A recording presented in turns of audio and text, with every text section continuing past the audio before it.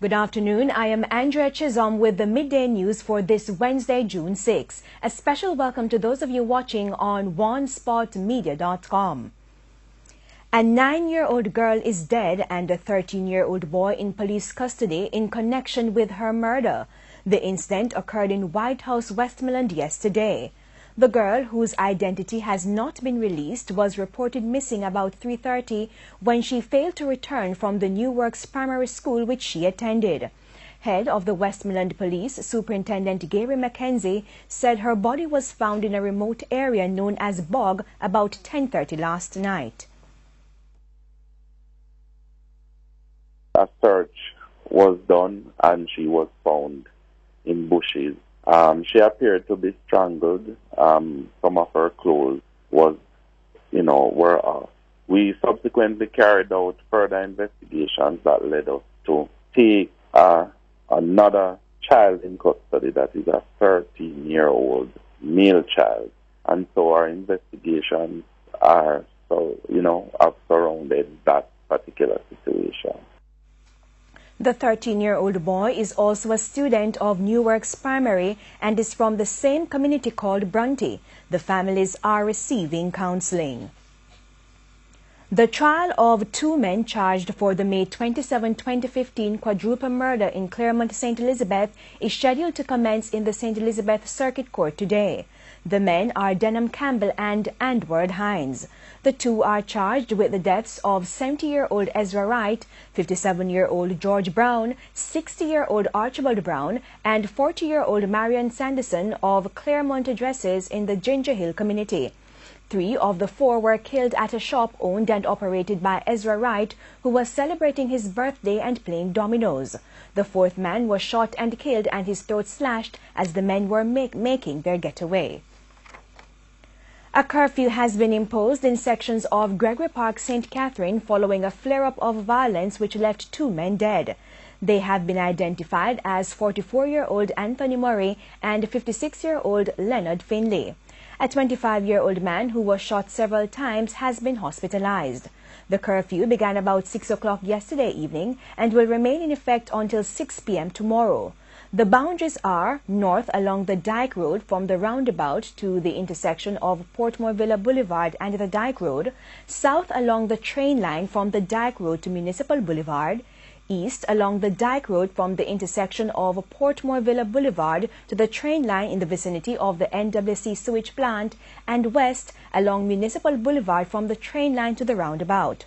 All persons within the boundaries are required to remain within their premises unless authorized in writing by the ground commander.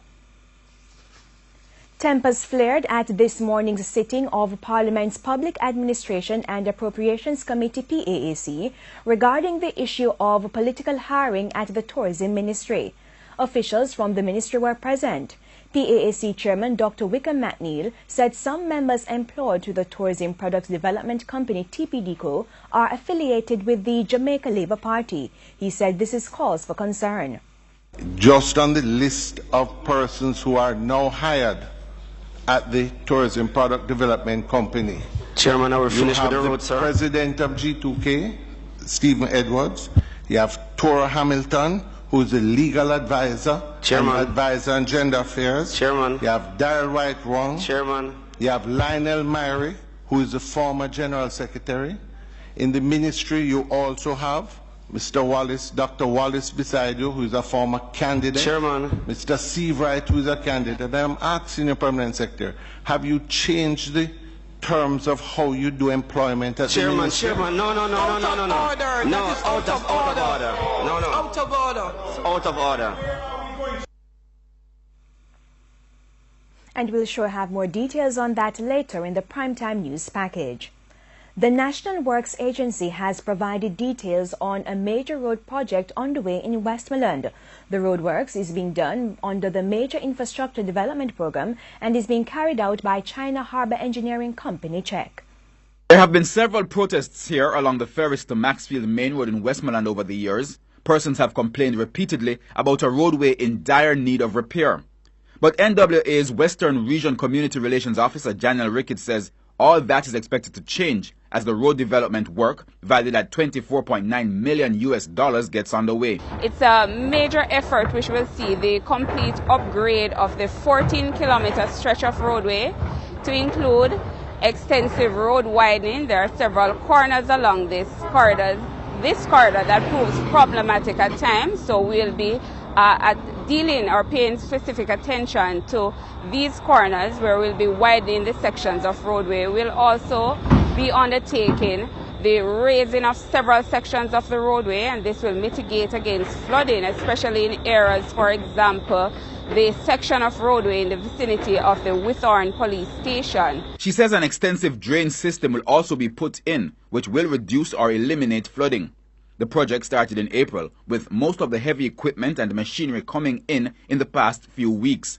The projects are expected to last for 14 months, with completion slated for June 2019. Upon completion, we'll have 2 lanes, which will be much wider than exists now, and we'll also have paved shoulders to facilitate greater ease of movement and so on, so persons can pull off along these sections. So it will be a much wider corridor. We'll work on improving the corners, which have been challenging. So at the end of the project, it should be a much safer roadway on which to traverse. She says during the next 12 months, more equipment and workmen will be seen along the road, with detours implemented periodically to facilitate the work being done. This, she says, is expected to create extensive delays for motorists. The NWA is, however, asking for road users to obey warning signs and the instructions of flag personnel, as well as to exercise patience and care as they use the area. Herman Green, TVJ News. The death toll on the road continues to increase. Data from the Road Safety Unit so far this year show that 149 persons have been killed from a total of 127 fatal crashes. Of those killed, 31 were motorcyclists, 29 were drivers of private motor vehicles, 4 PPV passengers, and 31 pedestrians. St. Catherine has accounted for 23% of road users killed, the largest figure since the start of the year. Executive Director at the National Solid Waste Management Authority, NSWMA, Audley Gordon, says legislative changes are coming to tackle illegal and unauthorized dumping. The announcement was made on Tuesday after his team of workers cleared garbage in sections of Fletcher's Land, Kingston, where residents continue to throw garbage on the streets.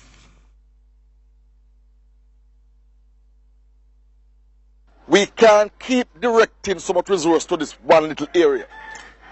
So we will have to move now to use the heavy hand of the law to ensure that we get the support and the cooperation of the people.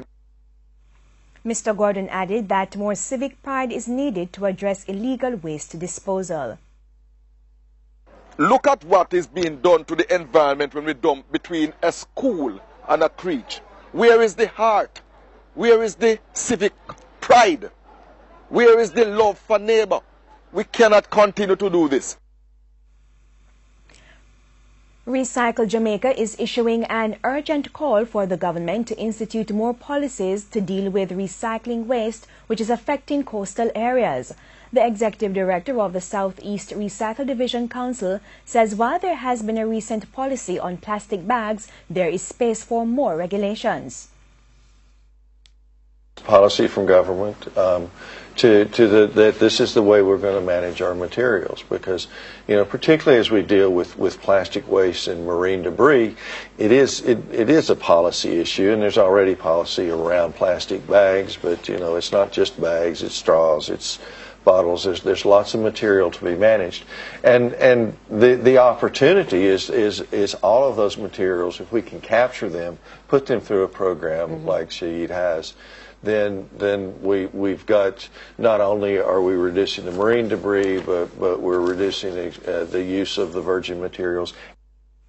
Chief Executive Officer of 360 Recycling Manufacturing, Sheed Cole, says his organization is informing Jamaicans that not everything should be disposed of.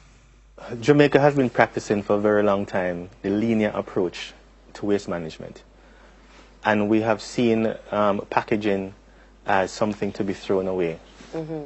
This is something that we're changing the mindset right now. We're creating this closed loop approach to recycling where products are not seen as garbage, but they're seen as raw material.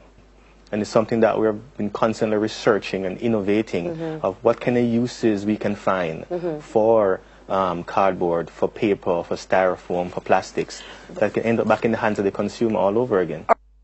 Both men were speaking on TVJ's Smile Jamaica on Wednesday. The results of the final Grade 6 Achievement Test GSAT will be released tomorrow. Schools who signed up to access results through the Ministry's online service will receive the data by 6 a.m. Hard copies will be available by 2 p.m. at the Ministry's regional offices. 39,093 students were registered to sit the test in March. GSAT will be replaced next year by the Primary Exit Profile PEP.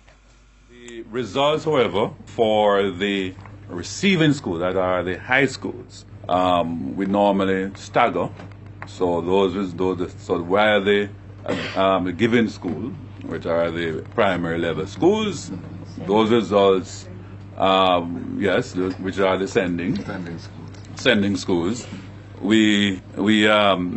those are available this week. But for the secondary schools, which are the receiving schools, the result will be available a day before my birthday, which is on June the 18th at 6 a.m. as well.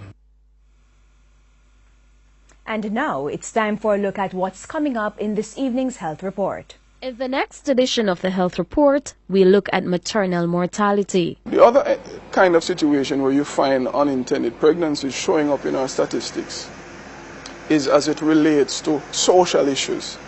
And we tend to see this a lot if for example, a woman is not at a place, whether in terms of a relationship, in terms of her financial status, to deal with the social stresses of pregnancy. And in those cases, what you may find is that if she thinks, I can't really deal with this, she may seek options such as termination or abortions, which are associated with significant adverse risks. That's the health report this evening in Primetime News. And now for today's healthy living tip. Here's how you can eat healthy during pregnancy. Don't forget breakfast. Eat foods with fiber. Choose healthy snacks. Take a prenatal vitamin with iron and folic acid every day. Limit caffeine and avoid alcohol.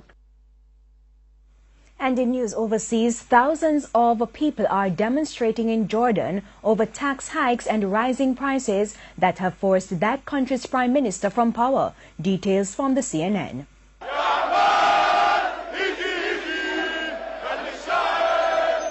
More taxes and high energy prices. That's what Jordanians are protesting. Even an order by King Abdullah to freeze the price hikes was not enough. The demonstrations got bigger. While the latest round of protests began just days ago, they're the result of years of anger and frustration with the economic situation. Jordanians say they're struggling to make ends meet on meager wages. When it comes to the cost of living, Amman's the most expensive capital in the Arab world, according to the Economist Intelligence Unit. For the past decade or so, we have been under so much stress, so much injustice regarding taxes. Every time the government got short of the money, the fund or the budget, they come to the people of Jordan. Increasing the taxes, increasing the prices, with no increase in the salaries. This is not a good country that we're going through now. The government says the slowing flow of foreign aid and the refugee crisis have been emptying out the state coffers. When the government turned to the IMF to bankroll its spending, it came with strings attached. Severe austerity measures that have infuriated the population. A controversial income tax law seems to be the final straw for most Jordanians. It's not a viable option anymore that the pockets of the poor people, of the middle class in Jordan is being targeted on a regular basis every time the government needs money. And in sports, another incident of a Jamaican boxer being overweight rocked the popular Ray and Nephew Contender Series on Sunday, with favourite Michael Wasp Gardner being 4 pounds over the welterweight limit for the first quarter-final clash against Canadian Dave LeBlanc. Details from Spencer Darlington. This after Jamaican favourite Michael Wasper Gardner tipped the scale 4 pounds over the welterweight limit of 147 pounds ahead of his clash against Canadian Dave LeBlanc. Dave is at 147. He make the weight. His opponent is 4 pounds higher. Dave boxing at 147, not higher. We won't take any risk for him to get hurt for nothing. So we won't fight higher than 147. Even after being given an hour to come down from 151 to 147 pounds, Gardner did not shed any of his excess weight. Mark Kenny, the CEO of MK Promotion, which runs the Contender Series, says the decision will be taken within an hour and the negotiations continue. We're still in negotiations around what the machinations are for tomorrow night. We haven't made any decisions as yet, and we will do so in the next hour or so. General Secretary and Technical Officer of the Jamaica Boxing Board, Leroy Brown, shed further light on the matter. Negotiations are taking place. LeBlanc has said that he is not fighting Gardner because of the weight situation, and contracts are being examined to see if he has the right to pull out of the fight based on a weight situation.